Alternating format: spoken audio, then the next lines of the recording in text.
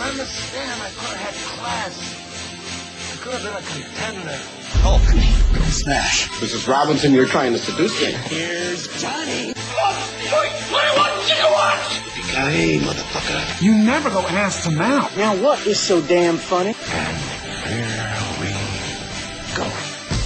We will not go quietly into the night. We will not vanish without a fight. The Force will be with you. Always. But the truth! You can't handle the truth! Showtime, everybody! Showtime! What's up, fanboys and fangirls? Welcome to another edition of the For Real Movie Club. This is the May set of films that we're going to be doing, and you might recognize that this is not Chris Dace talking. This is Tony Mango, your host of the panel, and I'm joined today with Will Molinar. Hello.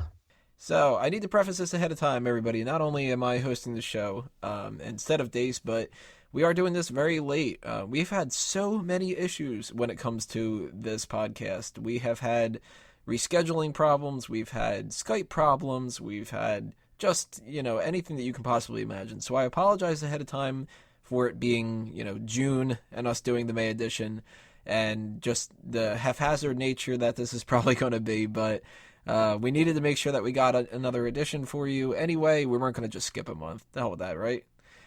And what we're going to be doing this month is based off of the Jurassic World movie coming up. We're going to be doing 4 Dinosaur films. These were picked by Chris Dace, and I had seen 2 of them before, and I hadn't seen 2 of the other ones. But, they seemed pretty interesting and stuff, so I figured I'd just dive right in, whatever. The first movie that we're going to be talking about is The Land Before Time. That movie is something that is a classic, but not something that I was too familiar with. I mean, I knew the basic story, obviously, dinosaurs. That's kind of how it goes. But it's a movie that a lot of people watch when they were a kid, and I didn't get around to it. Or if I did, I didn't remember anything. It was 1988 is when it came out, directed by Don Bluth, and written by Stu Krieger, story by Judy Friedberg, not sure how you pronounce that, and Tony Geiss. A bunch of actors that I didn't really recognize on the list and stuff like that. Now, we usually break down a lot of different things when it comes to, do you think that the casting is good? Do you think that the music is good and stuff like that?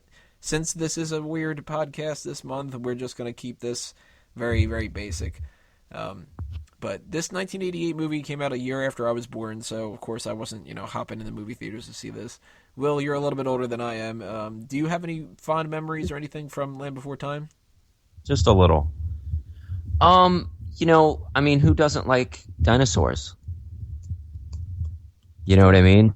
It's so weird because it's something that's so universal. We have a 2-year-old, our son James, and he says Dinodum for dinosaur. You know what I mean? And The Land Before Time, it's funny because that was, I believe that was like Spielberg, yeah? Yeah, Spielberg, Lucas, Kathleen Kennedy, and Frank Marshall were the producers. So, strong team behind it. Yeah, good old Amblin, Mm-hmm. The 80s, man, it's like they could do nothing wrong. What I find so interesting about that movie is, like, I believe there's 10 sequels or something like that, or 12. I mean, there's a lot of movies in that whole series, you know what I mean? Let's see here. There's Land Before Time 2, The Great Valley Adventure, Land Before Time 3, The Time of the Great Giving. Was this like Thanksgiving or something? Land Before Time 4, Journey Through the Mist, Land Before Time 5, The Mystery Island, 6, 7, 8, 9, 10, 11, 12. There's, 14 or something here. There's a TV series, there's music albums, games. My God. Yeah, it's great. And it's funny because, I grew up a Disney fan, just everything Disney. We had the Disney Channel. We would go see every Disney movie that came out. The Land Before Time feels like a Disney movie that wasn't made by Disney. You know what I mean? But it's a little more I remember it being a little more sophisticated at the same time. Yeah, it's kind of like it was like a precursor to DreamWorks or something. Like the kind of Elseworlds Disney factor. Yeah. I can see that, definitely. Because it is dealing with some adult themes and stuff. I mean, obviously, the dinosaurs. Eventually, they're not going to make it, but the start of the film it's crazy. It just is like, hey kids, death. Like, you got the inevitable opening scene of the T-Rex going all rah, nature practically built me to fuck shit up, and like the parents are killed, and like it's pretty dark at the beginning of this. Yeah. Well, that's I think another reason why it kind of reminds me of Disney, because everybody knows Bambi. Spoiler alert, but Bambi's mother dies, and and oh, I mean, look how dark and twisted Dumbo is, man. Jesus. Yeah, Dumbo's like a nightmare. It's horrible. And those pink elephants dancing, it's like a freaking acid trip. That and Fantasia. I mean. Oh man. Yeah. So it's a little bit weird when like you can go, well, kids, you want to see this nice little dinosaur movie? All right, well, the parents die and this person dies and whatever, and there's this horrible comet, and like, it's kind of like the beginning of Up, where you're gonna want to see a movie about a talking dog and stuff, and it's like horribly depressing. Yeah, you're just bawling your eyes out the whole time, Although this movie definitely appeals more to kids than one of the movies that we're going to talk about a little bit later on, Dinosaur, which it's good in some ways, but it actually made it a little bit more difficult for me to get into. I'm watching this when I'm 27, so there's that kind of disconnect where if you've watched something when you were a kid and it resonated with you, then you can kind of forgive it a little bit later. But yeah, the nostalgia factor is very strong. Yeah, for sure. But it's difficult to get into it when you're an adult. So this movie wasn't really. I mean, this is probably my least favorite out of the four that we did. That's The Land Before. Yeah, this one. I didn't really care about the characters. It was rough. Like Sarah, she's a bitch the entire time. Well, I think they made the characters very one note. Mm-hmm. You know what I mean? And it's more about the journey and just following them along. And it's like they had all these bad things happen at the beginning, so you would want them to succeed no matter what. Right. You just got to root for Littlefoot, I think is the. Yeah, and he's cute and this and that. But yeah, every character is kind of just, they're one dimensional. They just kind of fit these boxes that kids are familiar with. And that's it, Yeah, Littlefoot's pretty much just generic protagonist. Yeah, he's the hero guy. Here he is. You got to root for him, I can't remember which one it is. It's, I'm assuming Petrie, the complete wimp. And then there's something like that. Something else. And then there's one that doesn't even talk. Spike. It's like a pet. So it's like some dinosaurs can talk and some can't, Typical like Disney little kid kind of stuff. But I don't recognize any of the actors, but I do recognize Pat Hingle is the narrator. He was a fantastic dramatic actor, actually. He was in a few westerns with Clint Eastwood. Hang 'em High. Mm-hmm. That was, what's unfortunate about him, he's kind of like George Kennedy, who was a fantastic actor back in the day, but most people recognize them for work that they did later. Yeah. Pat, everybody knows from the Batman movies where he plays Commissioner Gordon. He's kind of goofy. George Kennedy, people know from the Naked Gun movies. Yeah. And they're great in those movies, but those guys were like great. They were amazing actors. Like Fred Gwynne is kind of the same thing. Even somebody like a Jack Lemmon, like you get a Jack Lemmon and people go, "Oh, Grumpy Old Men." You're like, "Yeah, but he had like decades of a career before that." Yeah, they don't think about classics and stuff. It's kind of sad, but that's these actors when they get older, they have to kind of take what they can get. They're just trying to get a paycheck. So I don't know if Pat Hingle was doing this. I would assume so. Yeah. Unless he was like one of those guys that you find out like he just really loves dinosaurs and he was just like, "Oh my god, a dinosaur movie! I need to be a part of it." Like. Did it for his grandkids, Yeah, that's true. He could have been doing that for that. Yeah. The other actors: Gabriel Damon, Candy Hudson, Judith Barcy, Will Ryan. None of these people sound familiar to me. I'm sure if I went on their IMDb's, I'd be like, "Oh, they were that guy in that thing," like that kind of thing. But they don't stand out to me. So it's not like casting is like, "Well, do you think somebody else could have been better in 1988 for Sarah?" Or Like, what's funny is like that kind of casting role would never happen nowadays. Mm-hmm. You get an animated film that you're spending 150, even 180, $200 million on, you have to have like a superstar voice cast. You can't just hire people for their voices anymore. They hire them for their star power. Right. I mean, and look at something like we were talking about comparing this to Disney. Look at something like Aladdin. Like you get Robin Williams as the genie, and you get if you're going for something now, you're going to get like Shrek has the Mike Myers and Eddie Murphy and John Lithgow and all that. Like even supporting characters are voiced by somebody who is known. Yeah. Isn't that funny how it's changed though? You would think almost that you would want to go back to that though, like save a little bit of money because you don't have to pay these people as much. They're thinking about putting the name on the poster, right? And going to draw people in. That's all they care about. They're scared. You know what I mean? They're scared to death. They have to have big names attached to everything now. Of course, through all these movies, none of these people were able to stick around. A lot of people recast and stuff. I think that it says here that there are 4 or 5 different people, bring this up to be sure, that have played Littlefoot alone. Wow, well, there's even more than that. Okay, this list just keeps going. The guy who played Littlefoot in this one only did it in this movie. Then it started going to Scott McAfee, Brandon LaCroix, Thomas Dekker, who some might know from Heroes and the Sarah Connor Chronicles. He ended up doing it for quite a while, and get to a point where they do like a movie apiece, it seems, and then they just go on. Rob Paulson is on here. Actually, I do recognize one of the names on this list, though, other than Hingle and Thomas Dekker. It's the voice of Spike, the one that didn't talk, Frank Welker. No way. Yeah. Well, he did a lot of grunts and groans then, because that's what he's. Because he's the guy. Like, you need somebody to do a dog, you get Frank Welker. He's the weird voices, the weird noises. They're not even voices. Can't believe he's still doing those. That's crazy that he's like Santa's little helper and Spike and whatever. He's just amazing. But when you're watching this movie, now that you're watching it as an adult, anything stand out to you that, I don't know, it was like a little bit too fantastical or something? I don't know. What I remember the most and what kind of has touched me recently is the animation. I love the simplicity of the animation. You know what I mean? It's that has changed so dramatically as well.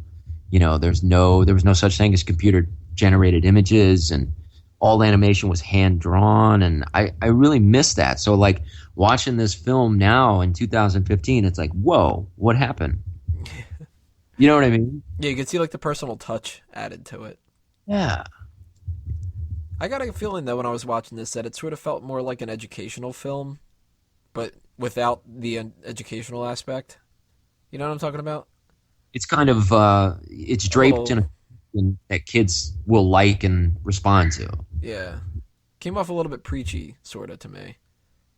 So that was a little odd. I didn't expect that. I expected it to just be, silly dinosaurs bouncing around and stuff like that. But quite as subtle as I remember, because I think as a kid you don't get it. Mm-hmm. And adult you watch some of them. I mean, it is somewhat manipulative. It's like, okay, they're trying to do this for that reason. You know what I mean? Do you ever watch any of the sequels and stuff? No, never. I haven't checked them out either. There's so many of them, Yeah. And some of these titles are really ridiculous. I mean, it makes sense to have like it says what's this number? Number 8 here, the Big Freeze. All right, yeah, there was an ice age. Makes sense. Then there's Invasion of the Tiny Sauruses.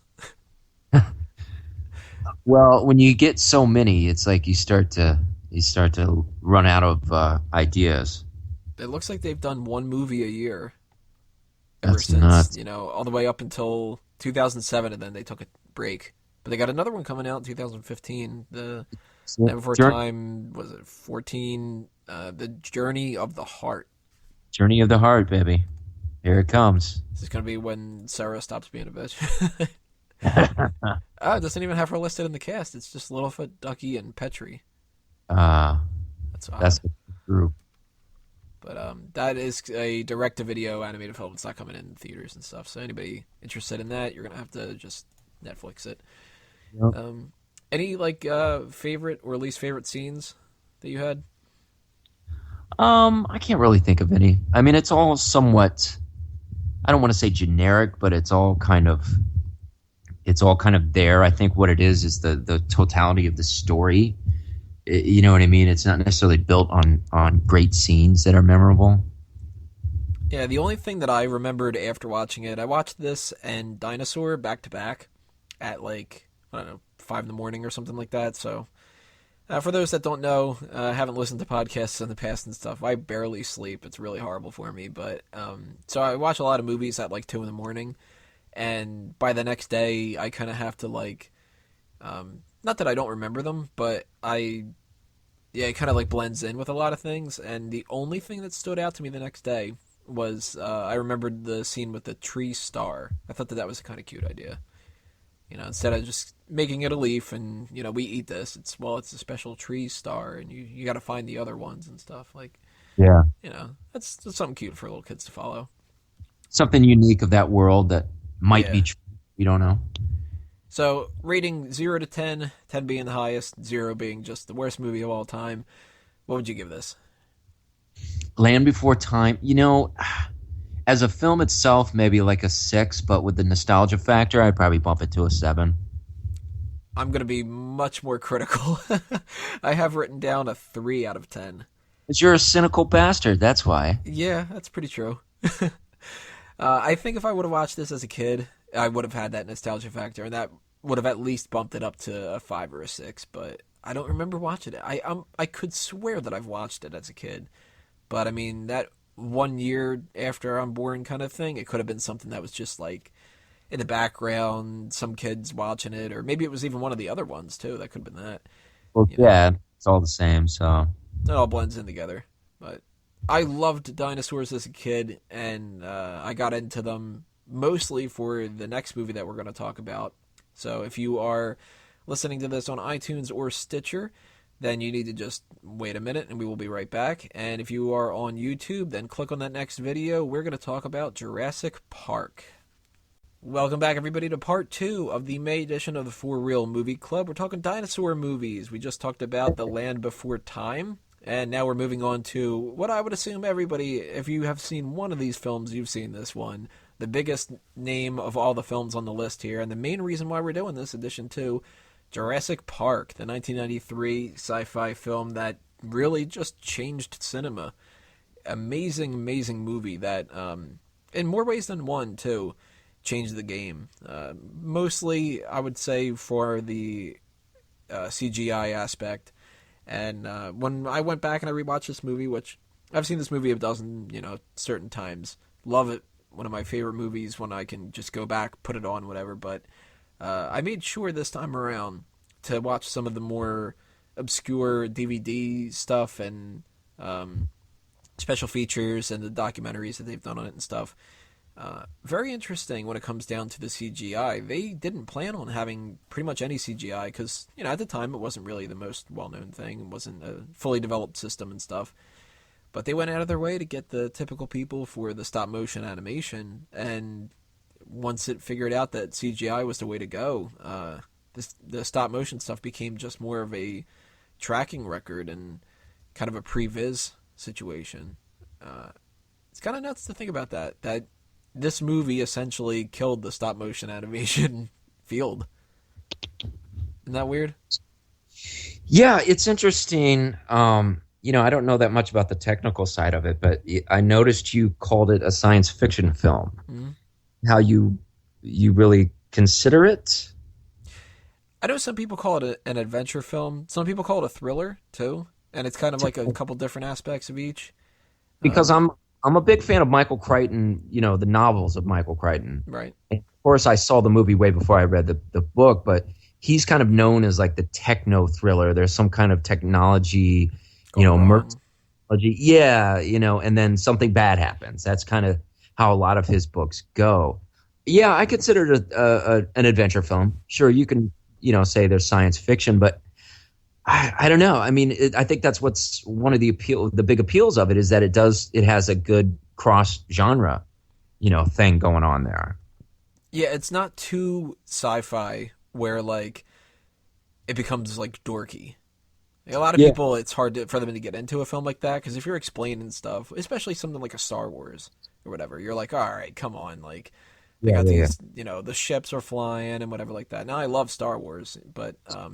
spaceships and laser guns, that's science fiction. Right. Well, Star Wars, too, is cross-genres. I mean, there is some... There's fantasy elements, there's action-adventure, elements as well. You got the master and the student and, So it's good to see that, like... The sci-fi aspect that they have in this, it's muted enough that people can just go into it. And they also do a good job, I think, of trying to explain it in, like, a simple way. I always was a big fan of the fact that, like, they got a lot of the exposition out of the way with that little introductory film. That's one of my favorite scenes, man. I love that, with the little cartoon creature. The little DNA guy. Yeah, I love that. That's awesome. It's such a good way of doing it, because it's, like, it works in the story without people just explaining stuff. One of the oddest things about films is when a character exists to be Mr. Exposition, and he's just like, well, this is what's happening right now, and I'm explaining it to the people that already know. Well, these people would know, but to a general tourist at Jurassic Park, they wouldn't. There's a great scene speaking of good exposition, happening, the Terminator, when they're being chased, and Kyle is explaining things to Sarah Connor. Well, guess what? There's a badass car chase going on with this motherfucking Terminator on their ass. And, what great way to explain what's happening, because there's also a mystery at this point. The first time you've ever seen the Terminator, you don't know what's happening. So you want somebody to kind of explain it. And the same thing with Jurassic Park. That scene happens right after you see the big, huge dinosaurs in the field for the first time. Mm-hmm. Yeah, you're wondering, like, how the hell did they do this? Like, oh, yeah, I mean, so you're in the place of the characters so strongly that you don't mind exposition. You don't even, you're dying for it, and that's what makes it work so well. And it's also presented like a little kid's thing, so it's like it's dumbed down, and like, so you're never gonna run into anybody who's watching the movie and they're going like, I still don't fucking get it. Like, if you don't get it at that point, you're not going to. It's some PhD, scientist saying, well, this is deoxyribonucleic acid, and this is the form of the blah, blah, blah. Mm-hmm. It would bore you to tears, but it's fun, and it also fits, like you said, within the story. They're going to have some kind of ride like this at the park. And John Hammond is showing off and saying, hey, this is what we're doing. We spared no expense. People are going to go through this. I'm showing it to you first. There's other layers going on there. It all makes, it all matters. It's such a good way to do it, and they do that throughout the whole film. I mean, there's a lot of different setup for different things. I mean, of course, John Hammond saying we spared no expense, that it's like, yet they were completely neglectful of, what's his name, Wayne Knight's character. The reason why he screws everything up for them is because they did spare expense. Yeah. And there's the beginning scene, the helicopter. I didn't know this until years after I had seen the movie. I didn't, think too much about a lot of like the background stuff when it comes to films. But later on, there's a message from Jeff Goldblum, and he says, "Life finds a way."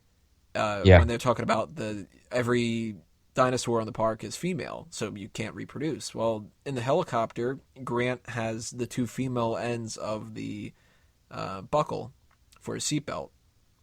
And they're looking around, and they're all, strapping themselves in, and all he does is he just ties a knot. Yeah, he's bad with technology and everything like that. And he finds a way to get the two female ends to work. Like, it's brilliant that they do that kind of stuff. It's so great. And it's really cool, man. I never noticed that. Of course, the theme song, that's one of the biggest parts about this movie. And you're going to talk about something brilliant. There's something right there. On Williams, baby, come on. Williams is a man. He really is. Him and Spielberg together. I mean, come on. Like, you can't, you can't get better than that. Spielberg's actually my favorite director of all time. So, Jurassic Park is probably, I don't know, maybe fourth or fifth favorite Spielberg film. And I remember number one, Raiders of the Lost Ark. Okay. Yeah, Raiders of the Lost Ark. Schindler's List is up there. Temple of Doom. I love Indiana Jones. So, but Jurassic Park, I remember watching that in the theater, and I walked out thinking I would see dinosaurs walking down the street. Yeah. That's how. Now I'm older than you. Okay, I was in high school, or just had graduated high school. That's a magical thing, man. I mean, to walk out of a theater just blown away, and it holds up all these years later. It does, and there's so many movies that came out even after this, and you look at it and you're like, that is so fake. It still looks amazing. Mm-hmm. And you can't tell, really. I mean, there's certain scenes, if you're somebody who studies films and stuff like that, you're like, well, this had to have been CGI. But you look at, like, the Triceratops, it's sick, and you're like, well, that could be CGI in that shot. That could be just a mechanical one in that shot. I'm pretty sure that one's mostly mechanical, but... Yeah, it's got to. Because they're touching it. I mean, they're on top of it, and it's up and down, when it's breathing.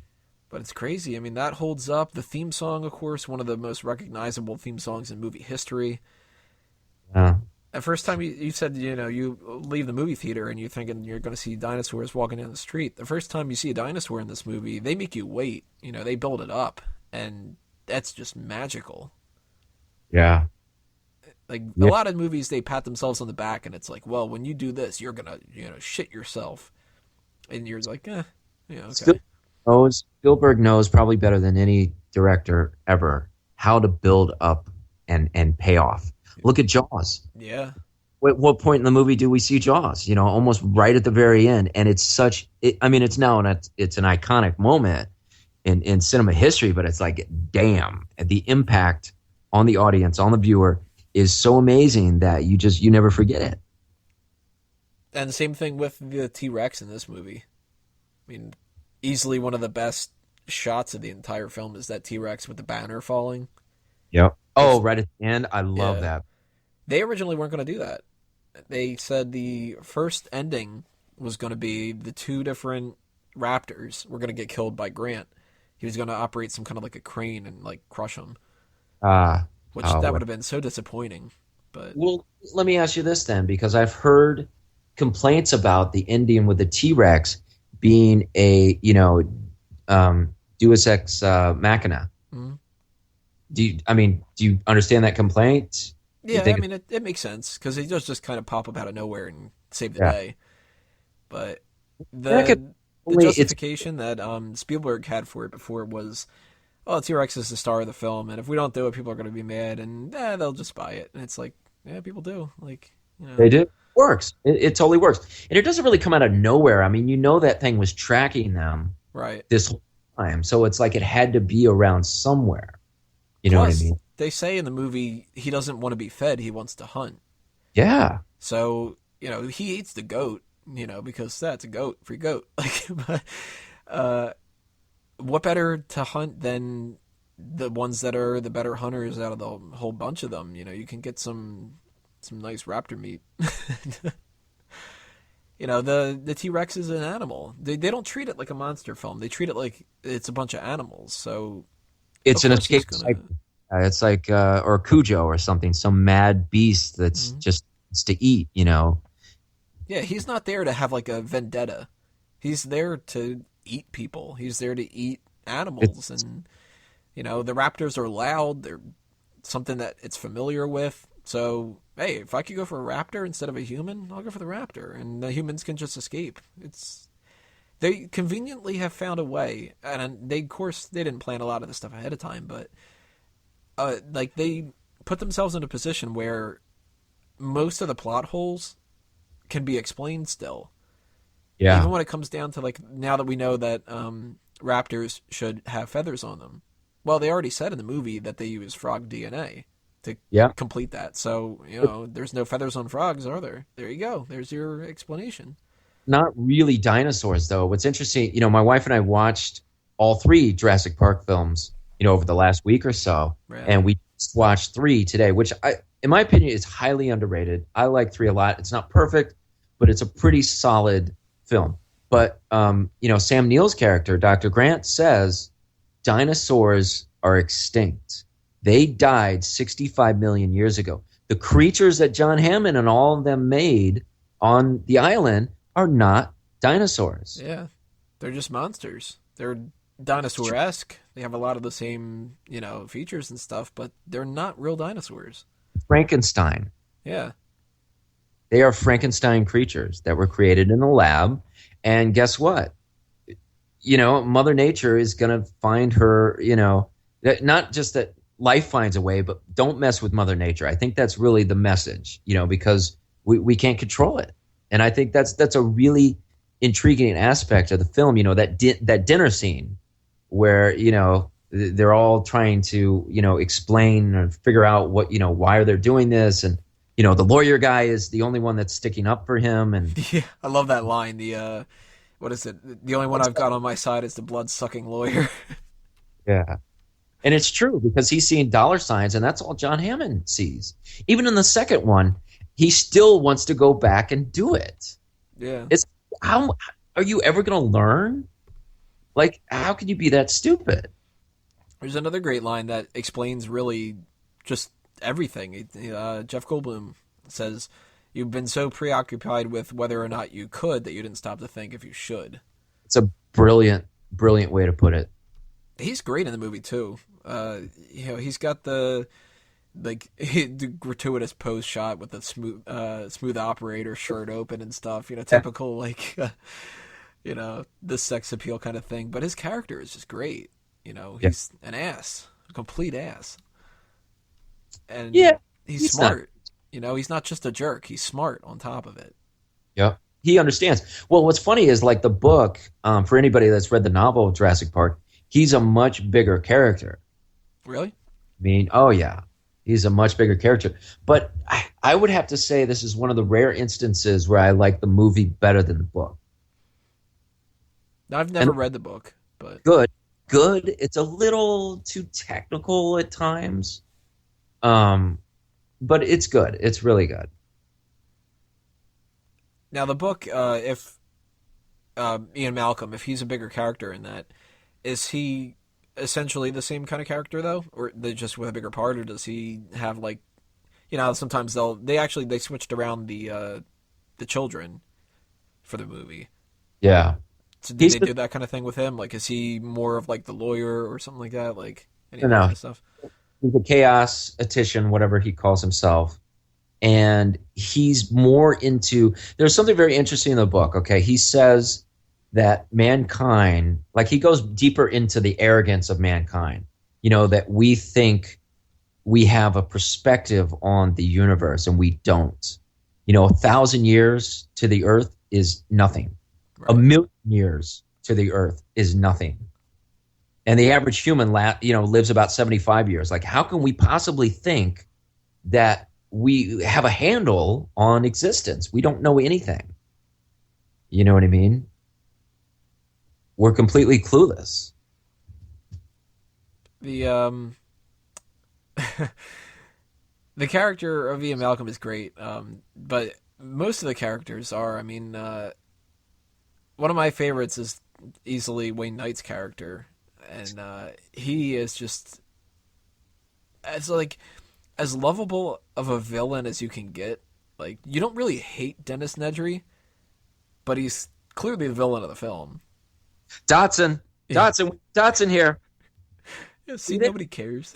That's such a great line. Don't get cheap on me now, Dotson.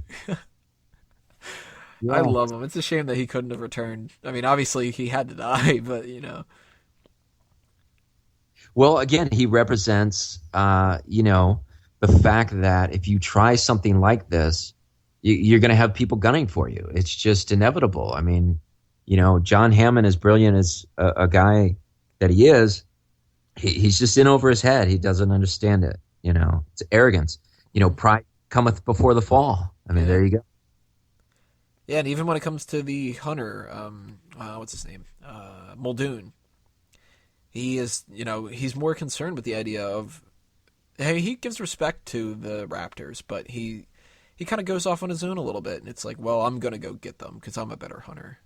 Yeah. Well, I think for him, I feel bad for that guy because at least his heart was in the right place. I mean, I think maybe he was the only one, he was the most capable of going out and doing what he was doing. It's just he was in over his head like everybody else. Right. Who else are you going to send? Yeah, you're not going to send John Hammond. Yeah, that could have done it. It's just, you know, they're raptors. It's kind of weird though. Out of all the people that are in this movie, the only person I think that's coming back for Jurassic World is BD Wong. Yep, he's the only one. It's like when they first showed the previews for Jurassic World, I was like, "Oh, is Chris Pratt playing Tim?"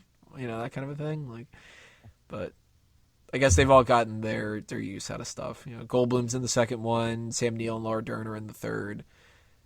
Richard Attenborough, of course, he can't because he's unfortunately passed away. But he had a cameo in the second one. Yeah, he was able to do that. That was good. Yeah. It's had a nice continuity. What I'm glad about with Jurassic World is that it is a sequel Yeah, instead of a reboot. So what's cool is like the promise of a park, like an actual theme park where you go and see dinosaurs, is happening with Jurassic World. Yeah. That's pretty damn cool. I mean, I'm sorry, like I'm starting to geek out a little bit because here it is, and the early buzz is very positive from what I've heard. I'm hoping it's great because if it's anything like Jurassic Park, I mean, you got it. But a couple notes that I had written down here. We talked about the idea of a lot of these things holding up. You know, the CGI, the music, even the explanations of like the dinosaurs and the technology and stuff.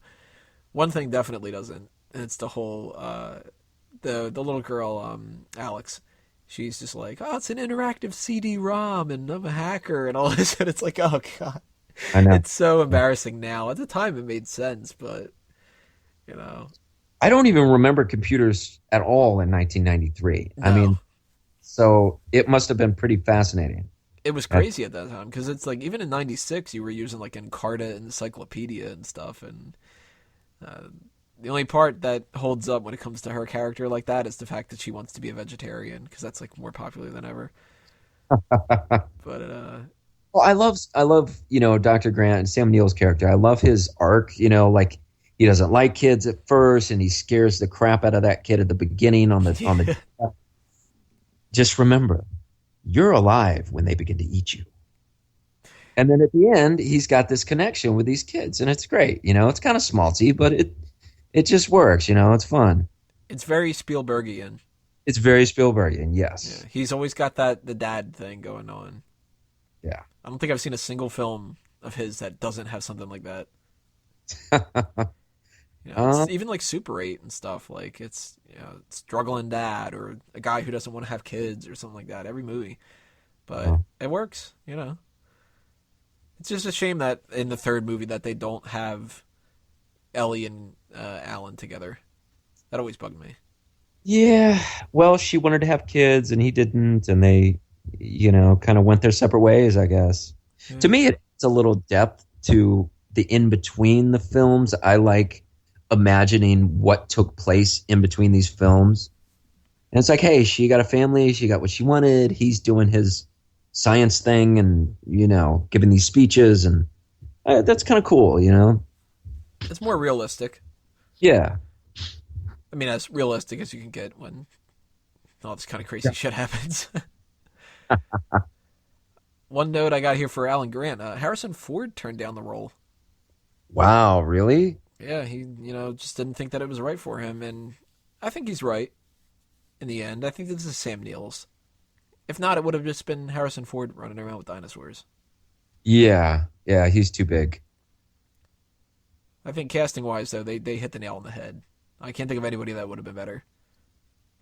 No, it's a fantastic cast, for sure. Everybody, little memorable thing, Another note I got here, probably my favorite shot of the movie outside of the banner falling scene. How great is it when they're trapped in the car and the water in the glass starts rippling? That's what I was going to say. Yeah, it's been parodied and mimicked so many times now that it's pretty genuinely terrifying. It is.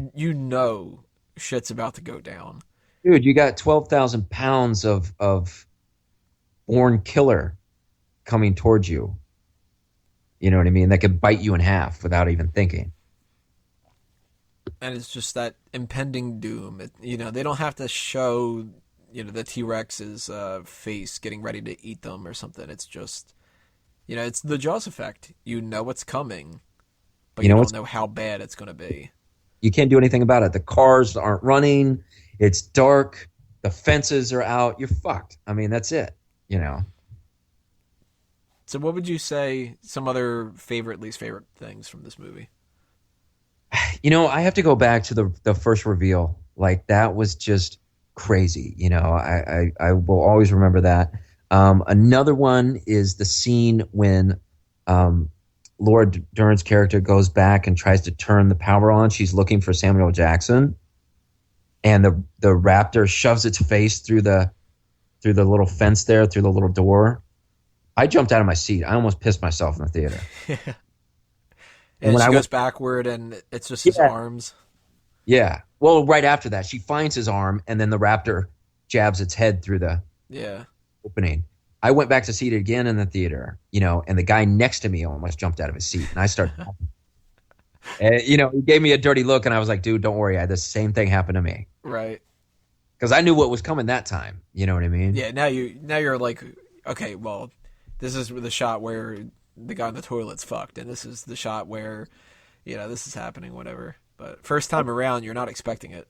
Yeah, you're not expecting it. I like when the car is coming down the tree, and they're Sam Neill and the kid are trying to get down to the ground, and they get down to the ground, and then the car falls on them again. Yeah. And like, we're back in the car again.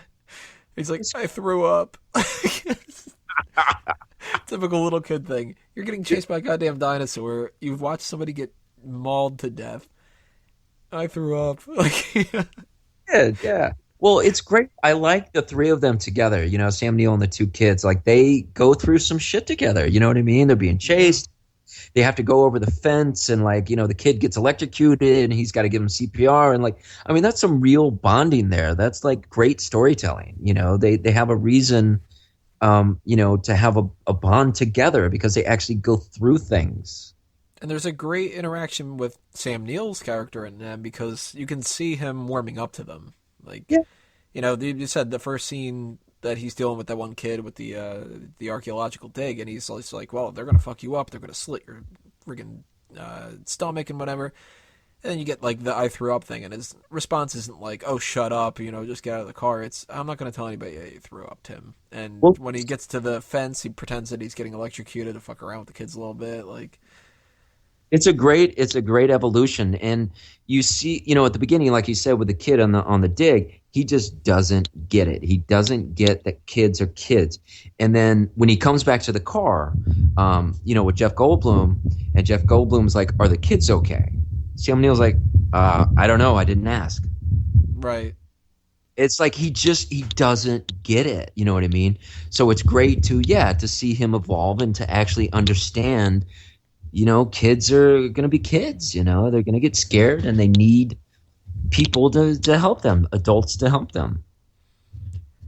So 0 out of 10, what do you give Jurassic Park? Oh man, it's at least a 9.5. 10 is pretty rare for me, but it's as close to perfect as a movie can get.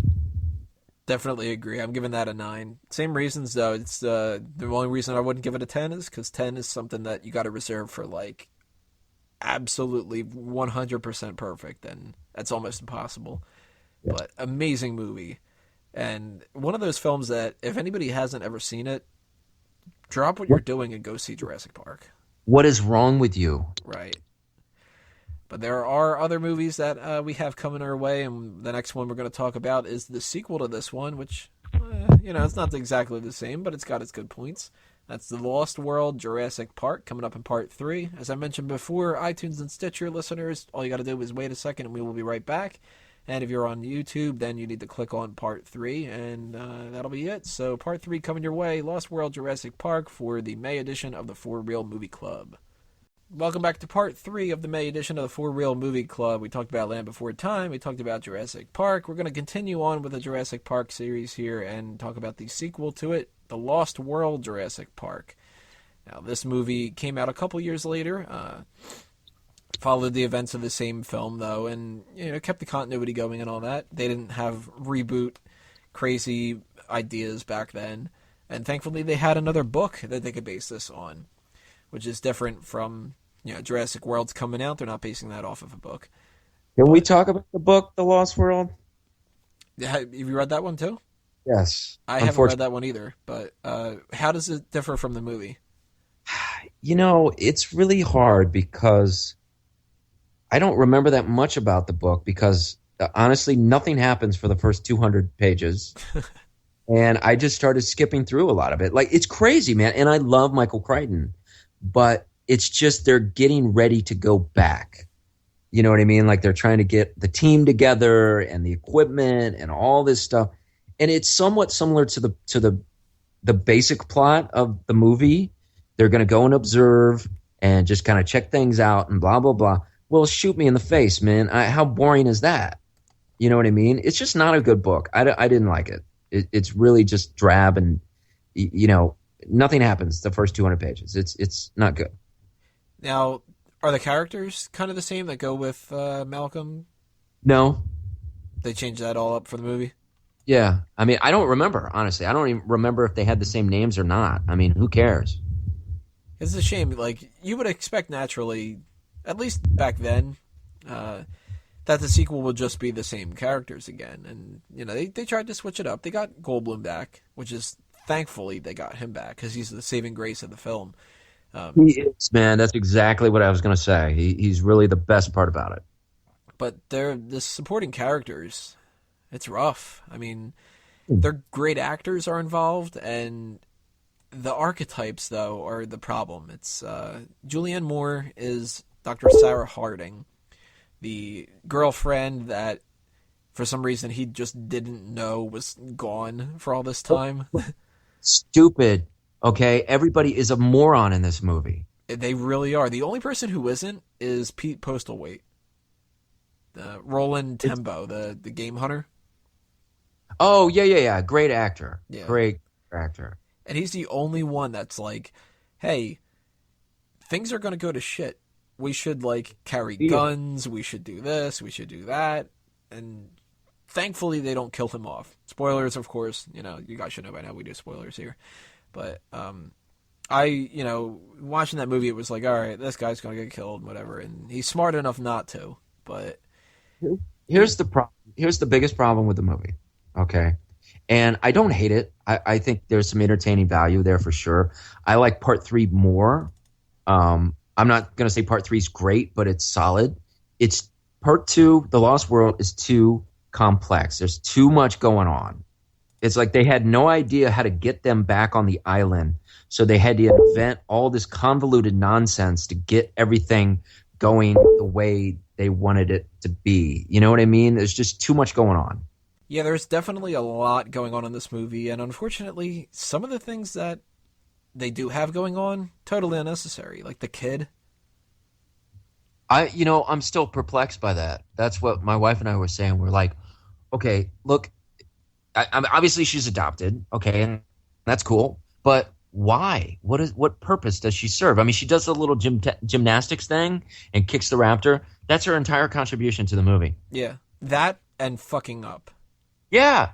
And it's like, I hate characters like that in movies because it's like, I know that you're here to make the plot happen. Like, what the best part about the whole movie, and of course it doesn't end this way because it couldn't, but Malcolm is like as realistic as possible. He goes to there and he's like, all right, we found her. Now we're going to leave because fuck it. This place is terrible. Yeah, he gets it. And it's like, well, if you want to stay, you can stay, but I'm getting the fucking out. The helicopter, I'm getting out of here. I'm taking anybody who can go with me. We're leaving because these are goddamn monsters. And I was here, the other island the last time. They fucked shit up, and I don't want to do it again. Yeah, like he says to the guy, it's like, oh, this is how it starts. You look at it, and it's like, oh my God, it's wonderful. And then there's screaming, and then there's running, and there's, and you're as the audience watching this movie, you're screaming at them. And when things start to go wrong, like in the truck, when it's falling off the cliff, and Julianne Moore falls and hits the thing, I'm like, yeah, that's what you get, dumbass. Like, he told you. Right. You deserve this. I'm sorry. I just have no sympathy for stupid people like that. And they bring the baby T-Rex, and it's like, get it the fuck away from here. Like, it's so dumb. Like, what the fuck was Spielberg thinking? I don't know. It really doesn't feel like Spielberg to me. It doesn't feel like a movie at all. I know. That's another thing we were talking about. Like, it just doesn't have the panache to it. It doesn't have the style. There's no, like, amazing shots of anything. You would think that, you know, a T-Rex running around San Diego would be, like, mind-blowing, and instead it just looks, like, fake and kind of, you know, lame. The whole movie is, like, at night. Yeah, it's true. A lot of it is. All dark and grimy, and it just doesn't work. I mean... Even the music is, like, so much more generic. Yeah. There's no punch to it. Like, I don't know, I mean, like, with the thing with the kid, it's like, okay, well, the kids in the first movie, kids in movies tend to be bothersome, but the kids in Jurassic Park 1, you know, they're perfectly fine. The kid in this one, it's, you know, well, you're not going to my gymnastics thing. Oh, boo-hoo. We're gonna do this story again of the dad that's neglectful, and then the gymnastics thing. Yeah, she's the only person that kills a freaking dinosaur. Yeah. And it's like she's the only person that shouldn't be able to kill a dinosaur, if anybody's going to. Maybe the dinosaur expert, or maybe the hunter. It's the little kid at the gymnastics thing. That was a setup for a joke, because as it ended, he looked at her and said, "They kicked you off the team?" That's all it was. It was a setup. And it's like, yeah, they did. Now, can we leave, Dad? Yeah, I just don't get it, man. It's a shame because, you know, you take a movie like Jurassic Park and you do a sequel, it could be amazing, and it's fine for a kid to watch a generic like monster movie, but it just isn't great. Yeah. I think rewatching this, I had to stop and I rewatched the other half the next day. I'm like, that's pretty rough. So slow. It's slow and boring, and it's uninspired. I think that would be the best way to describe it. That's a good word to describe it, because it very much is like a cash grab. It's just flat. The whole thing is just flat and blah. And yeah, I like part 3 so much more. You look at, like, the villainous characters in the first movie, like, John Hammond, to an extent, is a villain in the movie. Sure. And in this movie, they've got Arliss Howard, and he's just, like, he might as well be having the handlebar mustache. And guy with glasses, yeah, InGen executive. Yeah, where it's like, you know, this suit costs more than your education and whatever. Okay, I get it. I'm supposed to think he's a douche. I do. Can he die yet? Like, No more. Please, beat me over the head about it. It's so frustrating. It's a pain. Like, it should be so much better. But there's one part that I really, really like, and it's the only really good thing that I can give them credit for, and that's the scene in the field with the raptors. That is really cool. That's a great shot. The one shot of, like, you could see the path coming from the raptors toward the people. That alone is like, all right, cool. The grass apart. Yeah. But then they fuck it up, and they've got, like, they kill a dog. You didn't need to kill a dog. Yeah. I do like T-Rex running around San Diego. I thought that's pretty cool. You know that. They kill another dog because the T-Rex has the doghouse hanging out of its mouth by the chain. Yeah, and I never like it when they kill a dog in anything. Like, they could have eaten the little girl. I would have been fine. You know. Dog, Tony, come on! It's just a movie. I know, but it's like, it's the whole kick the dog moment thing. You know, it's like, oh, the dog should have ran away. You know. Chained, dude. Blame the owners. Yeah, they should have died because they chained up a dog in the backyard. You know. Well, maybe they did. They cut from that scene. Maybe the T-Rex ate them. Good. We don't. I hope so. Wrecked their house too. Screw it. But not a big fan of it. There anything else that stands out to you, good or bad? No, I mean, there's a lot of stereotypical characters, you know, and there's so much going on that they didn't quite flush out some of the ideas they had. You know, Vince Vaughn is this Greenpeace guy, and he's, you know, anti-hunter guy, and they have that little argument, and it just goes nowhere. It's like never mentioned again. There's no, you know, what was the point of that? It's like they tried to have these little character moments, and then they just do nothing with them. You know? Yeah, there's not really much that they can build from with the Foundation, but when they've got, little elements like that, it should go somewhere. Like, yeah, have a point. The only thing that they do actually capitalize on, and it's cheap. Like, if they wouldn't have, you would have been like, oh my god, you can't even do this. Is the second in command guy? I think his name's Dieter. He pisses off the little tiny dinosaurs by shocking them, and then they come back and they kill him. So it's like, good, he was a dick. Yeah, he was. Apparently, that's how Hammond dies in the book of the first movie, right? What's that? Isn't that how Hammond dies in the book for the first Jurassic Park? He gets eaten by the little ones? I can't remember. I think I read something about that. It might be a different character, though. I think it was Hammond. So they bring that back, and that's fine and stuff, but it's just a pain. Oh, you know what? Actually, there is one other thing I can credit them for that I liked, and that was the cameo of Tim and Lex. Yes. Yeah, they came back right there at the beginning. They just happened to be there hanging out with their grandpa when Jeff Goldblum came over. Yeah. Yes. But, yeah, it's nice to see them. You know what else is really fantastical? The little girl in the beginning of the movie, she gets attacked by those little dinosaurs, and they're like, oh, she's fine. And then they kill Dieter. Like, they eat somebody, 3 times her size. The little girl's okay, though. Like, why not kill the little girl at the beginning of it? Like, that would have made it even more of a reason to go. Yeah. It's just a shame. And it's rough to get through. The reason why I went to go see it in theaters not only was because of the first Jurassic Park being awesome, but I remember specifically walking around a strip mall around my area, and I stumbled across a couple movie tickets that were just on the street. And, I'm a little kid, so I pick up rocks and crap like that because little kids do that. And I'm like, oh, look at this. There's movie tickets for Jurassic Park. And I was with my mom and my sister at the time, and they're like, just put that down. Like, it's just, dirty movie ticket, whatever. And I'm like, no, I think it's a real ticket. And we're like, oh, crap. Like, there's 2 movie tickets for Jurassic Park that they're going to get started in about 20 minutes. You want to go see the movie? And we're like, yeah, shit. So we just bought another ticket, and, for the price of 1 movie ticket, we're able to go. So I can't complain and be like, oh, we wasted all this money on the movie. But I remember that more than anything else in the movie. Like, that's my go-to memory for Lost World, which is kind of a shame, because you should be thinking of the same thing as, like, the first Jurassic Park movie, where I'm like, oh man, I remember seeing that in the theaters, and I remember buying the toy afterward, and all that other kind of stuff, and it's not that memorable. No. So 0 to 10, what would you give Lost World? Oh man, maybe like a 4.5. 4.5, 5. It's not the worst thing in the world, but it's disappointing. Yeah, I think I'm going with a 5 too. It's fine if it's a type of movie that you want to just pop in and watch, but you can't go into it expecting it to be great, especially not anything like Jurassic Park 1. Few films are.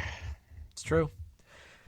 So we have another movie to talk about here, Dinosaur. We might actually go ahead and do another one. We might just do Jurassic Park 3 and throw that extra for you guys. But stay tuned. Click on the next video. We will be right back with Dinosaur, the 4th film of For Real Movie Club.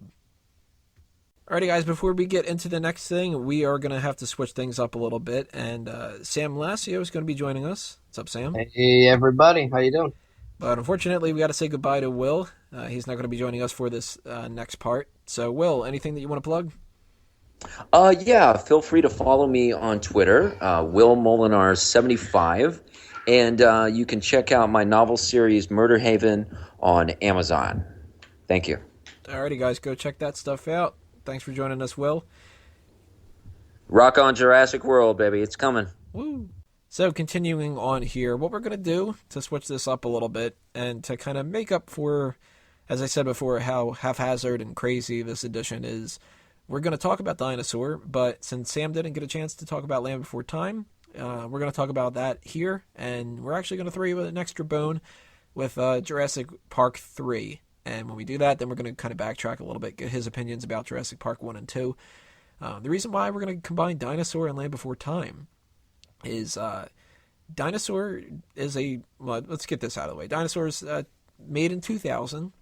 It's a Disney film. One of the things that we were talking about in the previous thing is that Land Before Time felt like a Disney film, and that the animation and stuff from 1988 doesn't really hold up as much, but there's also a nostalgia factor. Now, Dinosaur, of course, we weren't little kids, and the CGI is a lot different. It's a lot better. Not as good as it would be now, but of course, that's a big gap, 12 years. Yeah. It's still damn near the same movie. And it's crazy. I've seen Jurassic Park, a million times and stuff. I watched Jurassic Park 2 a bunch of times too. And the only 2 movies out of this list that I hadn't seen were Dinosaur and The Land Before Time. And I decided to watch one right after the other randomly, when preparing for this. I watched Dinosaur first. Went through the whole movie. I'll spoil it right now. I'm not a big fan. It's kind of bland. Then I watched Land Before Time immediately afterward, and I was just like, I'm watching the exact same film, except with, worse animation. Land Before Time starts off with destruction of the dinosaurs. And, you would think that would be the end, but it isn't, because the dinosaurs have to go and escape the elements and escape the giant T-Rex and whatever, and they need to find salvation. Dinosaur starts off with the birth of the titular dinosaur. Aladar is his name. And the parents get killed. And the whole herd gets broken up and stuff, and it's like, all right, well, what happens in Land Before Time? Shit gets fucked up and the parents get killed and stuff. And Land Before Time has, the meteors and stuff. Dinosaur waits a little bit to get into it. But Aladar gets adopted by a group of monkeys and they grow up, and then bam, the meteor hits. So both movies start off with a whole bunch of death, and then a meteor fucks everything up, and then they have to go find salvation. And it's ridiculous, the parallels. When it comes to Land Before Time, they've got what's the name of the T-Rex in that? In what? Land Before Time? Yeah. Sharptooth, yeah. Yep.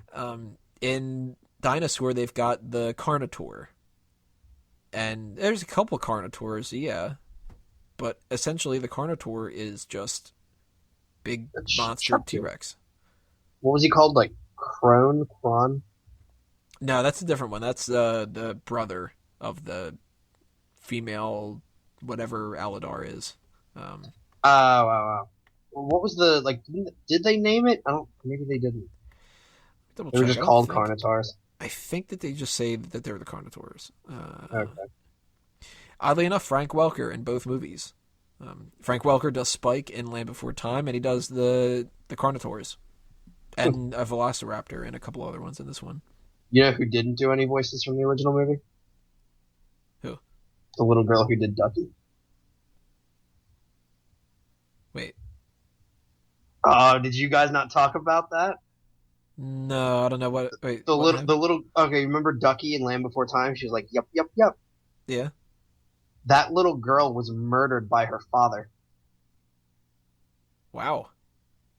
Yeah, she didn't do the voice for Ducky for any of the sequels that came out. She was murdered. That sucks. And I'm pretty sure, on her tombstone, it says, "Yep." Well, that's kind of fucked up. Little girl died. Yep. Oddly enough, though, Land Before Time, when we were going through that, I was like, I don't recognize any of these names. For Dinosaur, I don't recognize pretty much any of them, except for Frank Welker, the same in the first thing. Hayden Panettiere is in it. She's really? Aladar. Probably something small. She's one of the little monkey things. Oh, the little lemurs. Yeah. Lemurs, that's what they were, yeah. The little monkey guys, lemurs. And Juliana Margulies is the female love interest. But I don't, off the top of my head, I don't recognize the name D.B. Sweeney. I don't recognize Alfred Woodard, Ossie Davis. Ossie Davis sounds familiar, but the voice acting in this is weird. It's like, what's so odd is there are characters in this that sound so like racist black, like an impression of it. And are you talking like the lemur characters? Not only the lemurs, but a couple of the other characters too. The older Brontosaurus, I think she is, Brachiosaurus, Baleen. Yeah, she no such thing as a Brontosaurus. But there's another older one, Ema, and she's just kind of like, "Oh, child," and shit, and it's like, oh man, like.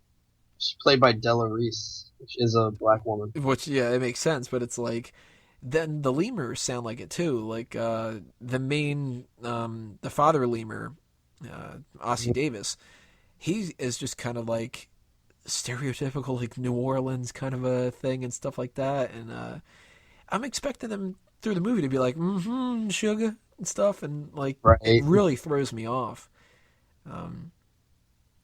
But it's an odd movie. Like, that's not the only thing that stood out to me as being weird. Like, I mentioned before the repetitious kind of Land Before Time stuff. Very bland, the same kind of movie and stuff like that. Very, very repetitive. It's just, we've got to make it to salvation. Oh no, one of the older ones is straggling behind. Wait. Oh, well, now that's not the older ones. It's a little one. Wait. Fuck, a Carnotaur. Like, see, I always thought... See, you had said that we weren't little kids when Dinosaur came out. I was kind of... I wasn't little, but I was getting there. Because, like, the movie came out when I was 10. So, fair enough, I was a 10-year-old. Yeah. I was a kid. But I remember even when the movie was, like, brand new and it was, like, showing trailers and stuff for it, I had no interest in this movie. Not at all. And I loved Land Before Time as a kid. But I will agree, watching it again, it's like, why did I love it? It's like, I only know that I loved it because I'm like, oh, I remember that when I was a kid. I love that. And that's about it. Like, it's not like the story was fantastic or it was like a timeless tale of family or something like that. It was just like, yeah, I love them tree stars. Oh, it's funny. That's the only things I said positive about Land Before Time was Tree Star. Yeah, and the fact that he had like a Native American name. Like I'd expect like some Cherokee Indian on a reservation being called Littlefoot. Did you agree though? Sarah is a bitch. Oh God, yes. Like how she? You know what? But she's the perfect example of a child that hates their parent, but is exactly like them. And no matter what they do to try to be better than their parent, they just turn into their parent. You know what I mean? Like, kids who grow up in broken homes who are, like, beat as children, so then they bully people. But then, like, they hate their parents, but then they become their parents when they're older. I feel like Sarah is gonna be like that just bitch mother who, like, never lets her kids do anything, even though that's exactly what her father does now. Yeah, she followed in their footsteps too. They became fossils. So did she. But at least Nira in Dinosaur, I guess Sarah is a love interest for Littlefoot, right? Kind of. Yeah. At the very least, she's like the main female character. They do have, like, I know in the sequels, like, they hint that, like, maybe they like each other, but, like, it never, like, becomes anything. Because they're not supposed to be, like, teenagers. They're supposed to be kids, so it's not like they're gonna, like, fucking make out or something. Right. Plus, trikes can't be with long necks and whatever. They're very, very racially charged. Very much so. It's odd that that's the racially charged thing, and then there's the racist characters in Dinosaur. But at least Nira in this Dinosaur film, she is a much better love interest because she seems like not a pain in the ass. But, right. It's weird. It's like you watch the same exact movie, and then it's like the beginning of this, or was it the beginning? I think it was the beginning. There's music that sounds like it's The Lion King. It's just like, yeah, and I heard that like the settings were actually real, but like then everything else was CGI. So like when they're in a desert or like a forest or something that's actually real. Huh. I don't know. I Yeah, mean, I didn't look too much into the CGI because unlike Jurassic Park, where I was like, I want to know even more than I ever knew. This one was like, I watched it, it's done. Like, you know. right.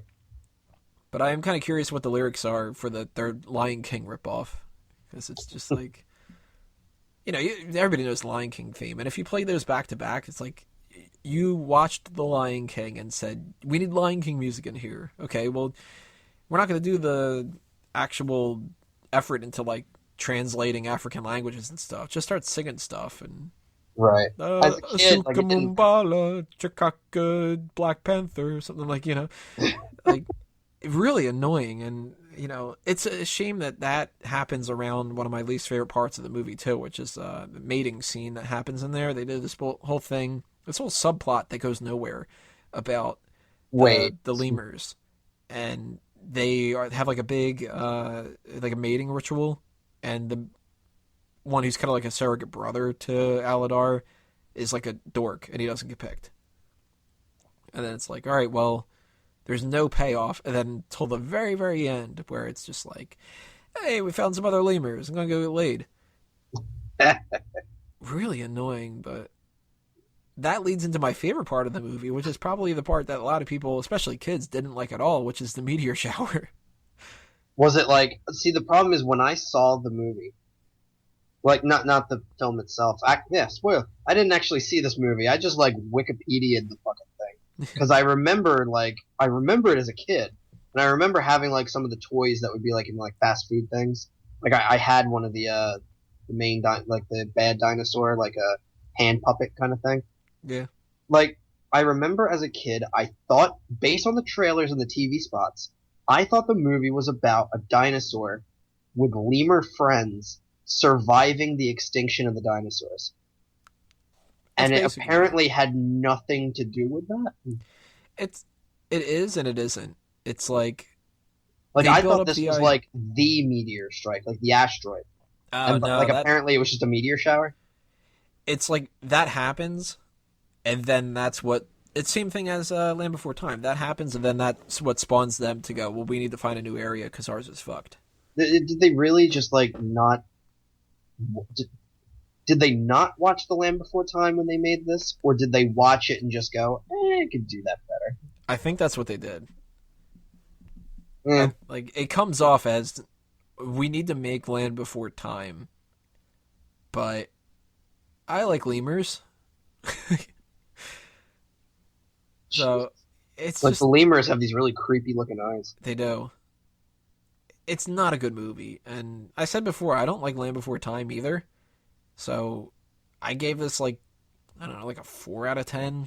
Like, I liked it better than Land Before Time to be able to sit and watch it, but that was mostly because it was easier to watch because of the advancements in CGI and stuff.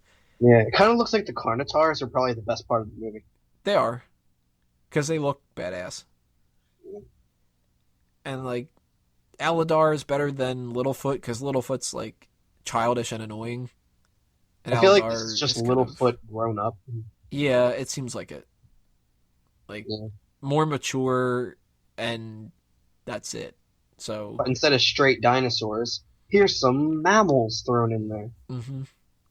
And let's make a Brachiosaurus an old woman that, like, if they were going to do, like, a live-action version of this or something, that she'd be played by, like, Helen Mirren or something. I feel like also they were like, all right, we're going to do this movie, and it's really overplayed with a T-Rex, but we want a T-Rex.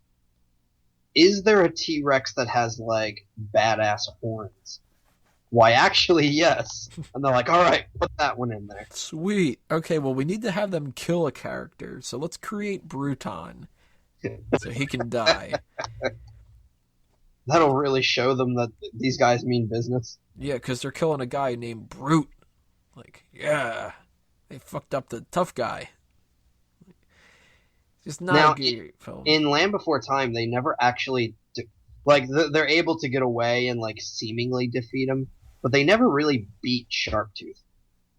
He always comes back in some way. Like, do they actually beat the Carnotaurs? It gets knocked off a cliff. Alright, that's beating it. So Sharptooth, it's like, hey, it looks like he fell off a cliff, or like, hey, he fell into like a hole into a cave and like we can escape. But it's like, even though when they show he's supposed to be dead, like in later ones, maybe it's a different Sharptooth because there's more than just one Tyrannosaurus Rex in the world. mm-hmm. But it always just seems like, look, T-Rex. Well, it's like the Disney death thing. Like, Yeah. villains die from falls all the time. It's ridiculous. Hans Zimmer. Oh, why did I say Hans Zimmer? Fucking Hans Gruber. Yeah, Hans Zimmer's gonna die from a fall. Probably. He's getting up there in age. You've heard it here first, everybody. If Hans Zimmer, falls down a crevice or something like that, spoiler. Yeah. I mean, he's what, in his late 50s by now? He Something could like fall. Feel like one of those, like, Life Alert commercials. So yeah, not a big fan of it, but I liked it better than Land Before Time. But again, that's not saying too much because I don't have that nostalgia factor. Yeah, and I have the nostalgia factor and technically didn't watch Dinosaurs, so I automatically like Land Before Time better. Yeah. So we're going to give you guys a little extra here. We're going to throw Jurassic Park 3 into the mix. We watched them. Why not, right? So instead of doing a 4-reel movie club, this has now been bumped up to a 5-reel movie club, and the pun doesn't make any more sense anymore. We are going to continue on here with the 5th part of the 4-reel movie club, Jurassic Park 3 in the next part. As I mentioned before, YouTube, you click on the next video, iTunes and Stitcher. All you got to do is sit back, relax, and we will be right back. Welcome to the special bonus part of the 4-reel movie club for May. We're doing dinosaur films, so we're going to, of course, tackle the Jurassic Park films. And it's a little weird if you do Jurassic Park 1 and 2, you don't do Jurassic Park 3. So, bonus, yay! Unfortunately, it's Jurassic Park 3. That's the downside to it. Will had mentioned before he likes Jurassic Park 3 but better than Jurassic Park 2. And in some ways I do. In some ways I don't. In the grand scheme of things, they both suck in my mind. Because Jurassic Park 1 is just leaps and bounds better in every possible way. But there's some good parts. There's some bad parts. Sam, what's the first thing you think of when you think of Jurassic Park 3? That I still want to shoot Mrs. Kirby. She's hot, though. Oh, God, she was annoying. Oh, God, she was annoying. Like, every time Grant would tell her to do something, you knew she was going to do the exact opposite of what he told her to do. It's almost like he should have just been like, all right, Mrs. Kirby, run! Because then she would have just fucking stood there. Oh, God. Yeah, there is that annoying part at the toward the beginning of the movie, not exact. Where like they find the dead dinosaur and the T-Rex looks up and he's like, no one make a move. And then they just start running. And he's like, well, I guess I gotta run with them or else I'm gonna be like... Oh, God. Oh, God. And then it's like, okay, we got the T-Rex back, guys. T-Rex again. So let's have the Spinosaur kill it. Because now we're gonna see just how badass this dinosaur is. Yeah, let's prove that he's better than the T-Rex by having him kill a T-Rex. Right. And it's like, Spinosaur, is that a real dinosaur? It is a real dinosaur. Okay, because it sounds fake as hell. It's because it has that sail on its back. I can't... Why don't you call it like the Metasaurus or something like? I can't attest that it is like more powerful than a T-Rex, but yeah. Yeah, there's a lot of things that are annoying about this movie, and you mentioned Taylor Leone's character, how he flat out tells her, you shouldn't be yelling, and she's like, what? It played for laughs, but at the same time, you're dead if you do it, so don't do it. And I just looked into it. Spinosaurus is real, but it looks like they took a lot of fucking liberties with like what it looked like. It's actually a flying, swimming goat. Well, like from what I'm seeing, it says like they've actually here we go. Spinosaurus appeared in the 2001 film Jurassic Park 3, replacing Tyrannosaurus as the main antagonist. The film's consulting paleontologist was quoted as saying, if we base the ferocious factor on the length of the animal, there was nothing that ever lived on this planet that could match this creature. Also, my hypothesis is that T-Rex was actually a scavenger rather than a killer. Spinosaurus was really the predatory animal. But then, like, the way it's built, like, it's portrayed as larger and more powerful. And it, like, breaks the T-Rex's neck. But, like, it has, like, its bones, at least. It's got, like, really tiny legs. And it's just a long animal with, like, shorter hands and stuff. Like, it almost just looks like it was meant for swimming. Like, God. the creature would not have been like it was in the... Like, okay, it's Jurassic Park. It's a movie. We can all calm down for a second that, oh, but this isn't like the animal was supposed to be. But this is actually taking, like, a movie that tried really hard to be, like, scientific, and then just throwing that out the window. Completely. I mean, you had the Spinosaurus, which was nothing like a real Spinosaurus would have been, period, at all. And then you have velociraptors that are way smarter than they ever would have been. That And stupid then- scene with the formaldehyde. And that too. I mean, they got the head there, and she's just staring at it, and then it's like, I'm not gonna blink until boo, like Right. And then it pops out from behind. And I know it was a dream. I know it was a dream. But when Grant is on the plane and he looks over and sees the fucking raptor, Alan, Alan, god damn it. Why? you can call me Ross for Velociraptor. Just a stupid idea. It's like you compare the scene of Grant in a helicopter imagining a goddamn velociraptor talking to him to the first film, which during that part, I mean, I mentioned it, and if you haven't clicked on that part, I don't know why, but click on that part and listen to it. Brilliant scene. Two female ends find a way. Dr. Grant takes the two female ends of his seatbelt, ties it together. It's like, that's symbolism. It works. It's logical. Jurassic Park 3's got a goddamn talking velociraptor. Right. Okay. Like, And you know what? They had the opportunity. It would have been a better movie, I think. Yeah, they could, like, you could have made it work.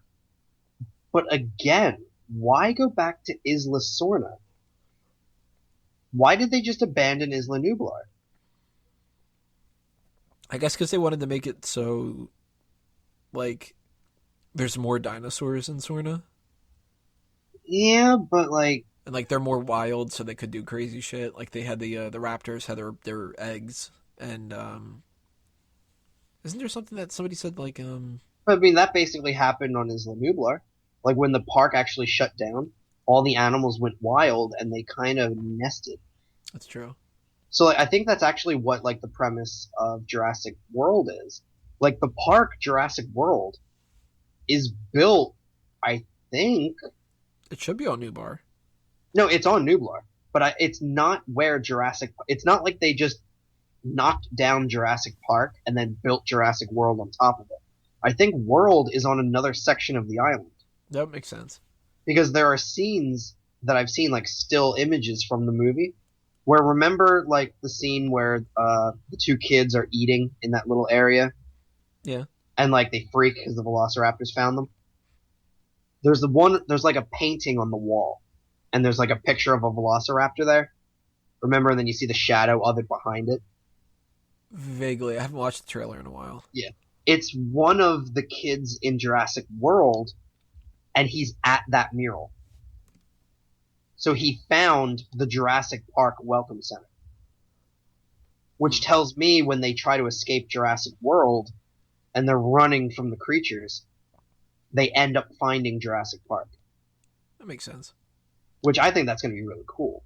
But, Yeah, like, in this one, Jurassic Park 3, they've got a goddamn tourist attraction of... which never should have been there, because they said Site B wasn't supposed to be another park. It was just where they grew the dinosaurs. At least that's what they said in Lost World. Yeah. And then they moved them to the park. There shouldn't have been features and, like, stuff like that there shouldn't have been the what do they call them? The vending machines.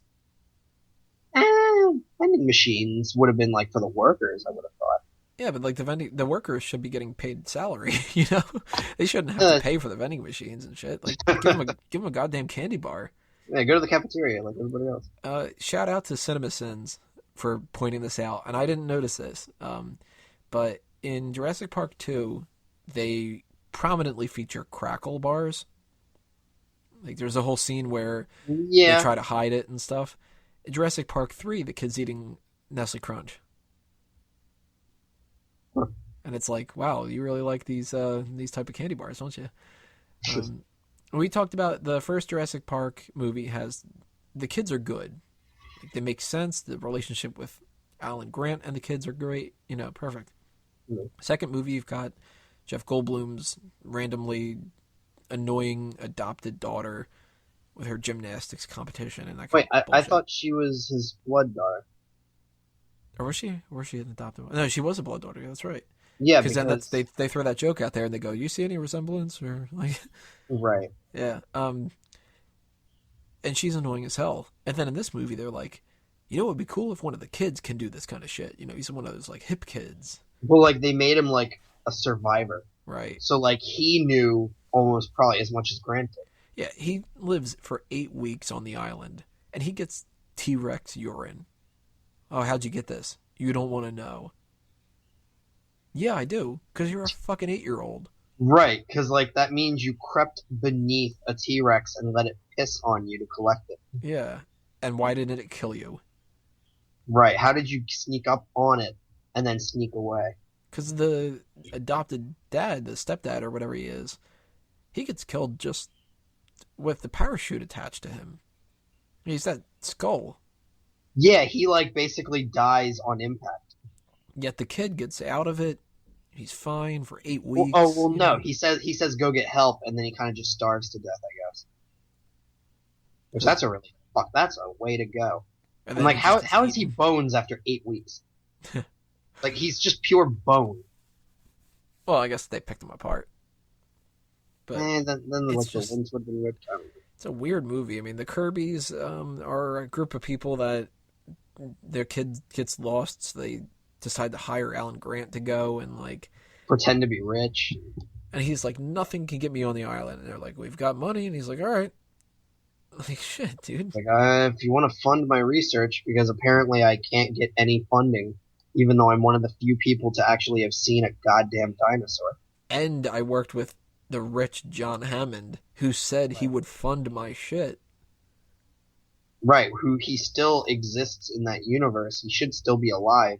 He didn't die in Lost World, right? I don't think they ever mention him dying. I know the actor recently died. Yeah. But I've heard, at least from trailers for Jurassic World, that like his voice says "Welcome to Jurassic World."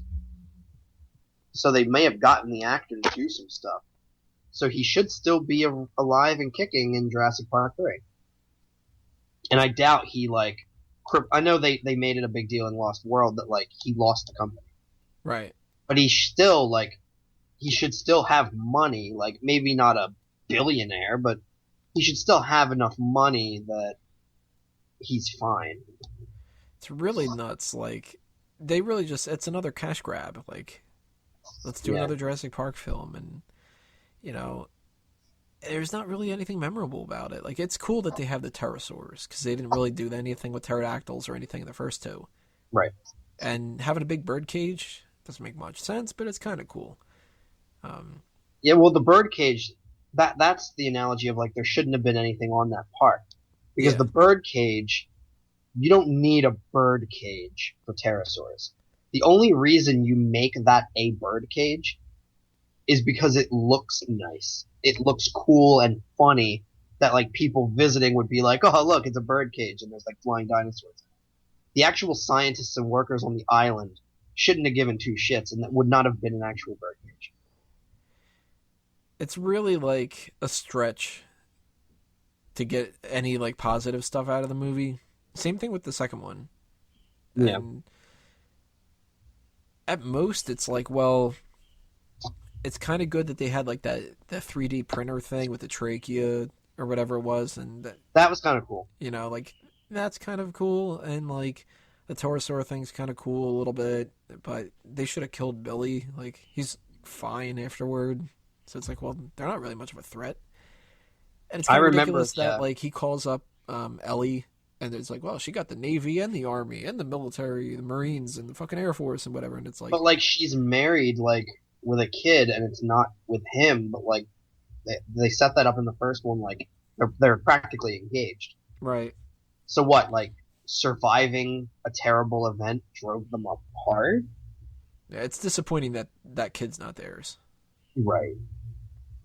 Like, Because he just calls him the Dinosaur Man. yeah. Like, not even like mommy's friend, Alan. It's Dinosaur Man. Now, if somebody had pitched you after Jurassic Park 2 Mm-hmm. and said, what should we do for Jurassic Park 3? What would you have done? How would I have done it? Yeah. Not like directing and stuff, because that's different, but like what would the story be? I know I wouldn't go with the whole fake rich couple lost their kid. No, yeah. Honestly, I probably would have done Jurassic World as Jurassic Park 3. That's probably what I would have done too. Maybe not call it Jurassic World. I probably would have just called it Jurassic Park. But I probably would have said, like, the park is open. I probably would have gone with something like Jurassic Park Returns. I don't know about Returns. That seems real. Like, I know, like, these movies are based from the 90s. And, like, 3 is the only one that took place in the 2000s. But that just seems really, like, 80s, 90s. Like, that's probably why I would have gone with it, you know? Because then it's like the park returns and whatever. And, hey, guys, remember Jurassic Park being great? That's returning. Like, back in 2001 when they were making this, I would have done that. But yeah, I probably would have still called it Jurassic Park 3. And I can't even say I wouldn't have made the 3 the claw marks. No, that was like, cool. Yeah. I don't know that... I did... You know what? I like the poster for Jurassic Park 3 that had the shadow of the pterosaur on it. See, I don't like that. Really? The shadow is kind of, like, unnecessary, I think. It kind of shows you there's going to be, like, new things here. But, yeah. It's just... I like... one of the things I liked, though, about the Spinosaur was that fucking, like... Was it a cell phone? Because it was, like, 2001, so I thought it was more like a radio phone. Yeah, satellite phone. Yeah, satellite phone.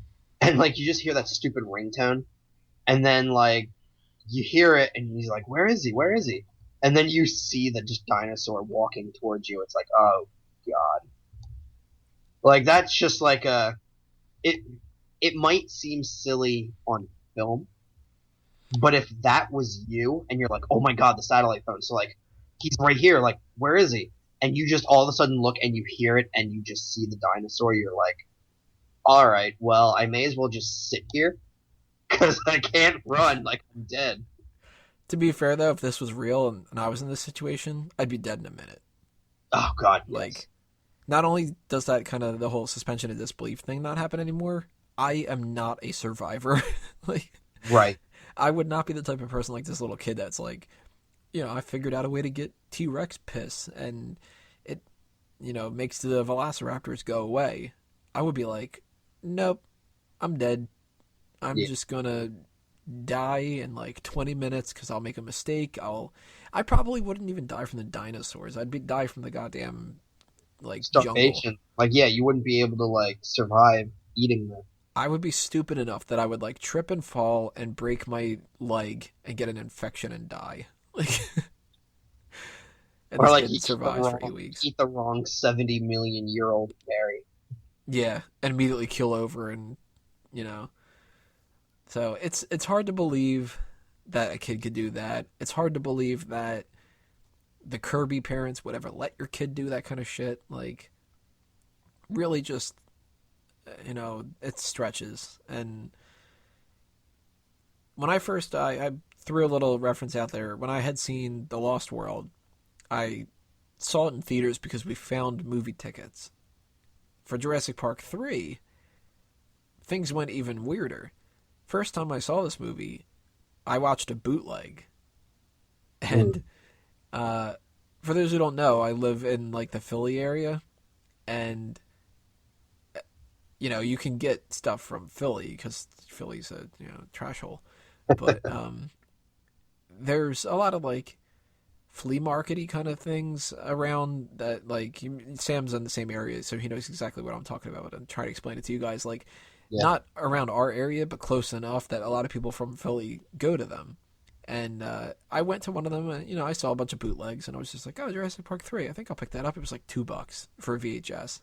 Turned out to be a black and white copy with some kind of Asian subtitles. I don't know what, Japanese, Chinese, whatever. And at one point in the movie, a little error screen popped up because it was like recorded from a computer. And they had to click like an OK button. And I'm like, this is terrible. Wow. So, watching the film, I didn't get to see like any good CGI because it's all black and white and grainy and shit. And the movie, like the plot and stuff sucked. And I was just like, this is the worst movie that they could have ever made. Eventually I rewatched it and I was like, all right, it's not as bad, but it still sucks. Right. Like, what would you say stands out as like your favorite and your least favorite part? I think I'm gonna have to give it for my favorite part to either the satellite phone in the stomach, because like my stomach would drop at that moment. I liked that, or when they're on the plane and they're like going to leave and then the fucking thing just like rams in like straight through and like eats the guy and then they crash it again. That was kind of cool. My least favorite part,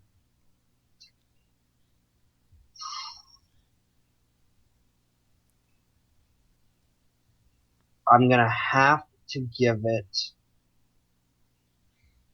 to those velociraptors in the containers. Like this woman's walking through. This is a wild animal from millions of years ago. And you're going to try to tell me that it could stand there knowing it knew what she was doing and decided to hide right there to make her think it was one of the not props, but like one of the visuals. And then she looked at it carefully, and then it moved, and then came and tried to get her. There's nothing you could do, even suspension of disbelief, that would make me think that would ever truly, really happen. Unless this dinosaur was, like, part human or something. And even then, like, I know people that are, like, not smart enough to do that. Right. The only thing that I'll give it is, like, when they trapped it in that little cage thing, and it starts calling out for help, and Grant's like, oh, fuck. Like, that's kind of cool. I'll give them that one. I also won't give it, like, these are the same creatures that were hunting down the children in the first one, and, like, were in the tall grass in the second one, killing the people. But it's like, okay, these people just stole our eggs. We are going to slaughter them and rip their throats out. Oh, wait. Oh, they gave them back? Alright, let's go. No way. These things would have just destroyed them. Like, oh god. Oh god. They ruined the velociraptors for me in this movie. What would you give it 0 to 10? As a film? Yeah. Probably give it a 3. 3 makes sense. It's watchable. It has rewatch ability. So 5 would be like, one way or the other, I'll give it a pass. 4 to me would be like, one way or the other, I didn't like it. 3 would be, yeah, I didn't like it, and I can't exactly recommend it, but it's watchable. I might go a little bit higher. I'd probably give it about the same as Jurassic Park 2, maybe like a 5. 5? Because it's better than when I first saw it, but then again, the way that I saw it, you know? Right. I saw it, like, in theaters. Like, I was 11. I'm like, yeah, let's go. Dinosaurs. And, like, as an 11-year-old, even I was like, it was pretty good. They had some cool new dinosaurs. And then I get older and I'm like, DVDs are a thing. You just watch the original. I'd have to say probably my favorite part's even though it doesn't make a whole lot of sense about giving the eggs back, using the larynx to be able to do the whole making the sound, and like that made sense. It was like, okay, you know, you set this up, that's fine. Yeah. But the worst part's the freaking helicopter. Alan, what's up? You want to go eat some dinosaurs? Hey, Alan, you got eggs? I like eggs. So basically this boils down to this. Dinosaur films, not so great. There's one great one. There's one that a lot of people like from when they're kids. And for the rest. There's a good one. I mean, I like The Lost World. I'd give The Lost World probably about a 6.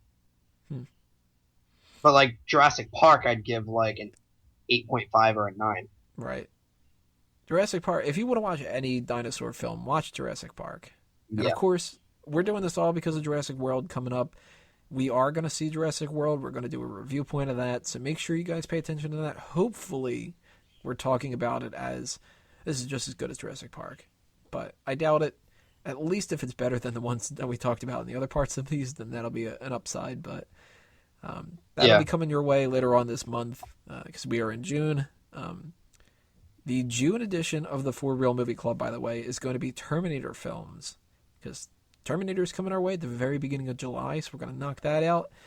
And that's another thing where it's like Terminator 1 is awesome, and Terminator 2 is even more fucking awesome, and Terminator 3, I want to kill myself, and Terminator 4... And 4 is like, is this still a Terminator movie? Yeah, and Terminator Genesis is looking like I should have died at Terminator 3.